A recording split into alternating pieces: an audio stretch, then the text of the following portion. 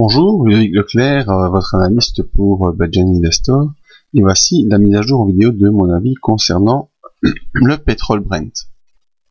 Alors, un graphique journalier sur une période de 3 mois. On constate que sur le pétrole Brent, depuis quelques semaines, depuis la fin février, le pétrole Brent est en phase de latéralisation dans un range compris entre 125 $ et ici un point bas vers les 121 $. Encore cette semaine, on est venu titiller ces 125 $ avec des tentatives de franchissement, et on est également venu jusqu'au bas du range avec un test de la M20, test qui a été concluant car même si cette M20 a été enfoncée jeudi, bien vendredi a marqué un beau rebond avec un retour sur les plus hauts. À noter également le resserrement des bandes de Bollinger qui note donc une diminution de la volatilité et une accumulation des positions dans cette zone comprise entre 125 et 121 $. Donc, actuellement, il n'y a pas de signal ni d'achat ni de vente, simplement surveillance de ce range horizontal.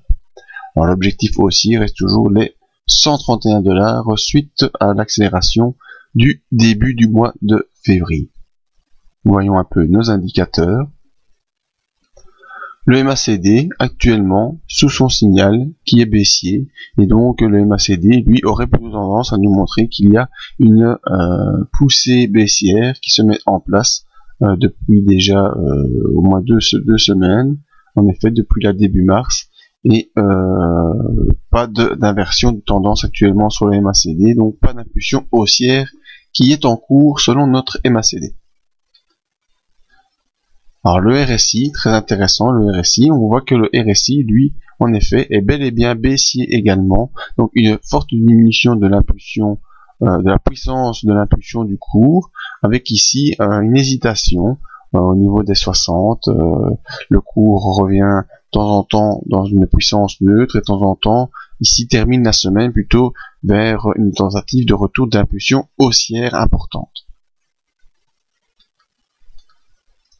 Alors les volumes, toujours très important, les volumes, on voit que les volumes, eux, par contre, sont légèrement haussiers, mais il n'y a rien de vraiment très marquant, pas comme ce fut le cas au début du mois de janvier et février, comme je l'avais signalé, donc c'était vraiment là le beau signal à pas rater. Les volumes sont toujours sur une tendance haussière, mais ça se calme légèrement, il y a une attente qui est en train de se faire sur le front du prix du pétrole.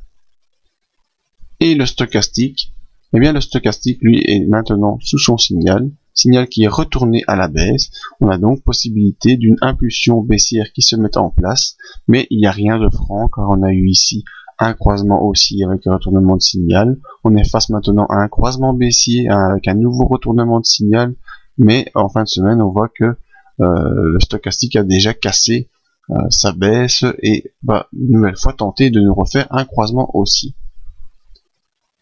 Alors ici on est face à une situation particulière avec un cours qui se latéralise, des indicateurs qui nous montrent plutôt une tendance baissière qui est en cours, mis à part les volumes qui restent stables.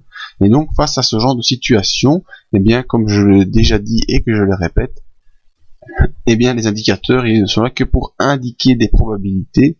La vraie information, la bonne information, c'est le prix, c'est le cours qui est devant nous, et ici actuellement, eh bien à surveiller la sortie du range 125,75 et en point bas 121,45 avec un cours qui se trouve au-dessus de sa M20 qui est haussière, et donc graphiquement on est plutôt dans une tendance haussière avec ici la dernière résistance à franchir en clôture vers 127,20 et l'objectif haussier qui reste toujours pour moi fixé vers les 131 $ pour le pétrole Brent.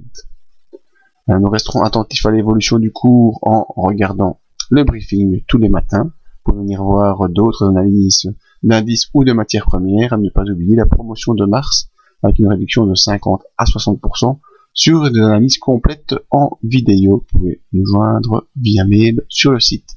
Merci à tous et à bientôt.